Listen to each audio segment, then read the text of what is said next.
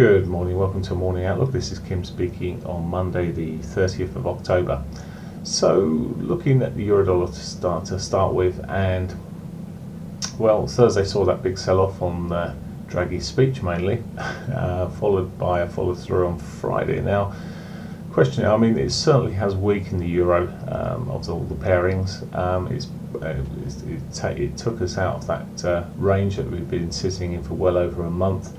And well, as I say, it does look weak. We have got a weekly pivot up alongside that 100 moving average there on the dailies, which is a possible retracement target if we start breaking through. I'd like to see it above the 4-hourly 8 to look at that a little bit more positively, which may not take too much. We're seeing a bit of a bounce here off the 60-minute 21s, simple 21 that is. Again, there's possibilities above us there. We'll see how that runs, although, as I say, a bit of a damaged pairing at the moment, but it may recover somewhat. It seemed a bit harsh maybe on Friday to follow through, but with the budget being agreed to a degree in the US, or at least one house agreeing it, it does appear that the US may be on track to strengthen their hand a bit more. Anyway, so let's have a look at the pound.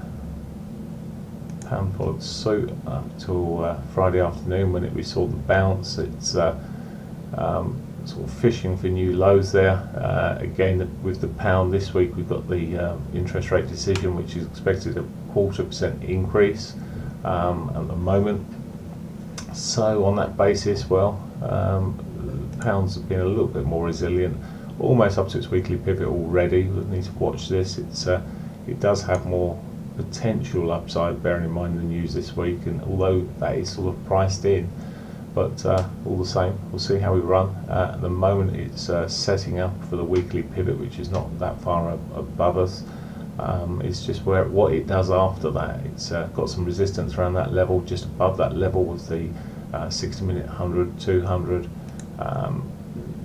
which combines with the 4-hour 50, etc. So there is some resistance above there, so watch out for if it does kick up that far.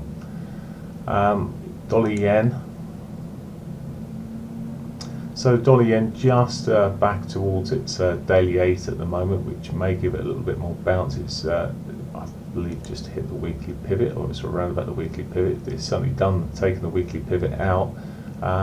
Bit of an air kiss on the 4-hourly 50 there, back into 60-21s at the moment. Oh yeah, I've already taken the weekly pivot out.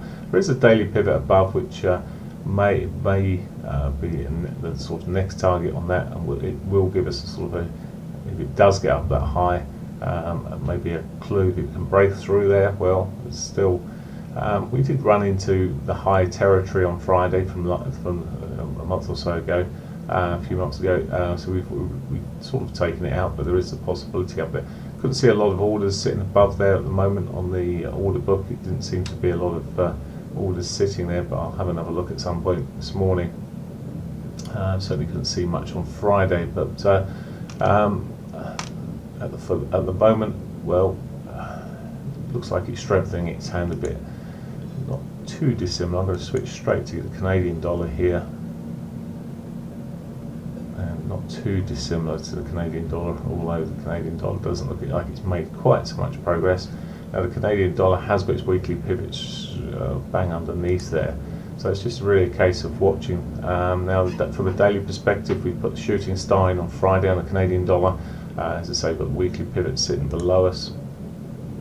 There's that old trend line, sorry, just running up through the midst of this chart here. Let's ignore that for now. So where we're sitting here really is back into, haven't quite made up into the daily pivots there. Got potential of popping up into that daily pivot. I would like to watch that for potential strength from the Canadian dollar. Any move off of that, I'd be looking to short down towards that weekly pivot. If it starts breaking through, I'll just stand aside for now. There is potential more upside from on the bigger picture. There's a 34.50 sort of sitting above us, both of those could be targets to the upside, so hence why I really just need to see its reaction towards this daily pivot. Okay, that's pretty much it for me today at the moment. News-wise, there's very little out. We've got the German retail sales at 8 o'clock. We could get, actually, that's already come out by the looks of things. If I've got this right, I've got my time set wrong.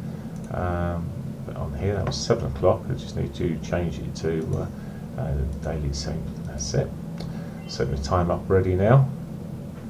That's it. Now I can go back to the calendar and look again. Okay, so German retail sales were out at 7 o'clock, coming in at 0.5, pretty much as expected there. Got German CPI out later, Spanish CPI. There are some mixed numbers coming out, but very light in terms of the normal movement there, so nothing of significance. Right, have a great day. Bye for now.